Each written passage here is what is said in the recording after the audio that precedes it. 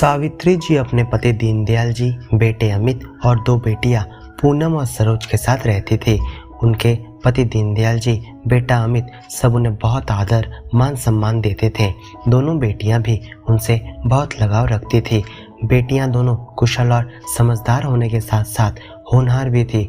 वैसे तो दोनों बेटियां ही बहुत सुंदर थी, लेकिन बड़ी बेटी पूनम को बचपन में ही पोलियो की बीमारी के कारण एक पैर में तकलीफ थी। वो पैर से थोड़ा लंगड़ा कर चलती थी। दोनों ने अपना अपना ग्रेजुएशन पूरा कर लिया था, पर पूनम ग्रेजुएशन के बाद मास्टर डिग्री की पढ़ाई कर रही थी, जबकि सरोज को आगे पढ़ने का मन नहीं था, इसलिए उसने पढ़ाई छोड़ दी थी। क्योंकि बेटियां और बेटे तीनों में से पूनम सबसे बड़ी थी, इसलिए उसके लिए रिश्ते देखे जा रहे थे।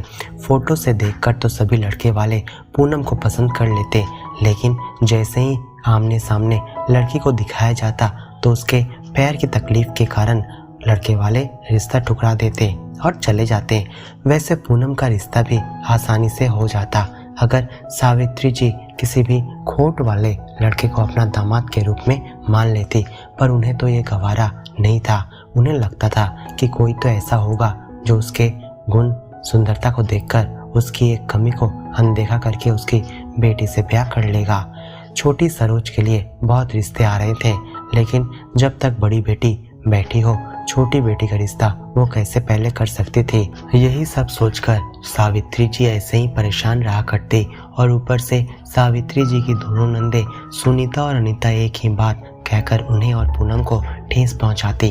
भाभी, अगर आप कहो तो हम लोग छोटी का रिश्ता करवा देते हैं। सावित्री जी पूनम को नाश्ते के बहाने बाहर भेजकर अपनी नंदों से कहती, दीदी आप लोग आई हैं, ये बहुत अच्छी बात है।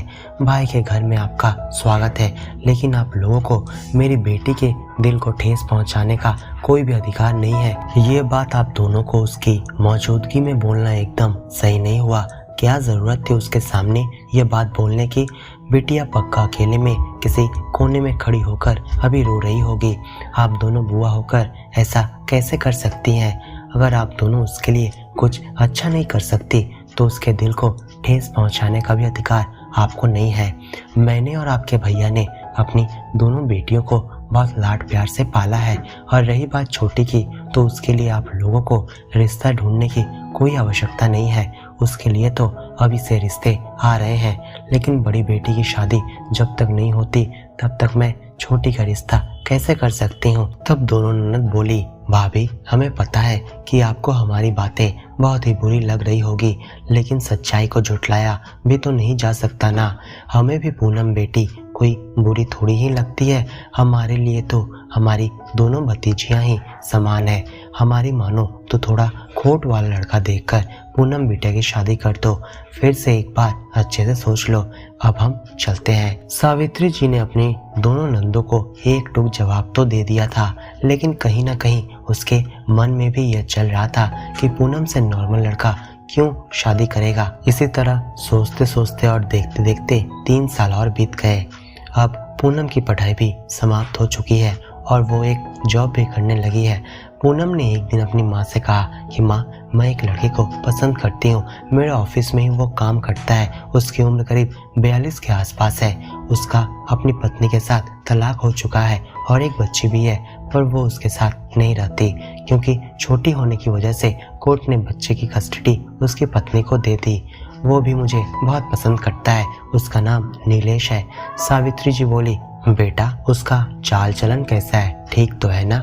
उसकी पहली पत्नी ने उसे क्यों तलाक दे दिया? क्या तुमने यह सब पता किया है? तब पूनम बोली, माँ नीलेश बहुत ही अच्छा लड़का है। उसका लव मैरिज हुआ था। उसकी पत्नी ने उससे प्यार में शादी तो कर ली, लेकिन वो रईस खानदान की होने के कारण नीलेश के साथ एडजस्ट नहीं कर पाई। वो बहुत महत्वाकांक्षी थी। उसके बड़े बड़े सपने थे। नीलेश उसकी जरूरतों और ख्वाहिशों को पूरा करने में सक्षम नहीं था, क्योंकि नीलेश की सैलरी ज्यादा नहीं है, इसलिए उसने उससे तलाक ले लिया। माँ प्लीज आप हाँ कर दीजिए। बुआ तो सही ही कहती है, कहीं ना कहीं हमें समझौता तो करना ही पड़ेगा। आज मैं आपसे ही पूछती हूँ कि आप मेरे भाई अमित के लिए मेरी जैसी लड़की को बहू बनाकर घर लेकर आप आ सकेंगी? आप चुप क्यों हो गई है माँ? माँ, आपकी खामोशी ने ही मेरे प्रश्न का उत्तर दे दिया। अब आप ही बताओ माँ कि आपकी बेटी से कोई नॉर्मल लड़का शादी क्यों करेगा? जरा सोचो माँ, मेरे कारण आप छोटी का भी रिश्ता नहीं कर पा रही हो। आप प्लीज हाँ कर दो ताकि छोटी का भी रिश्ता हो जाए, उसकी भी तो उम्र बढ़ती जा रही है। तब सावित्री जी ने कहा, ठीक है बेटा, मैं तेरे बाबूजी से बात करके तुझे बताती हूँ। फिर सावित्री जी ने अपने पति को सारी बात बताई तो उन्होंने इस रिश्ते के लिए मंजूरी दे दी। दोनों बेटियों की शादी एक ही मंडप में धूमधाम से संपन्न हुई। दोनों बेटियां अपने अपने ससुराल में खुश हैं। सावित्री जी और दीनदयाल जी दोनों नाना नानी बन गए हैं। अब उन्हें तलाश है अपने बेटे के लिए एक संस्कारी बहू की। अक्सर ऐसा होता है कि हर माता पिता को अपने बच्चे की कमी कभी आंखों के सामने नजर नहीं आती, क्योंकि वो अपने बच्चे से बहुत ज़्यादा प्यार करते हैं। लेकिन कमी है तो उसे झुठलाया भी तो नहीं जा सकता। जब हम खुद अपने नॉर्मल बच्चे की शादी किसी खोट वाले से नहीं कर सकते तो कोई दूसरा हमारे एबनॉर्मल बच्चे को क्यों अपनाएगा?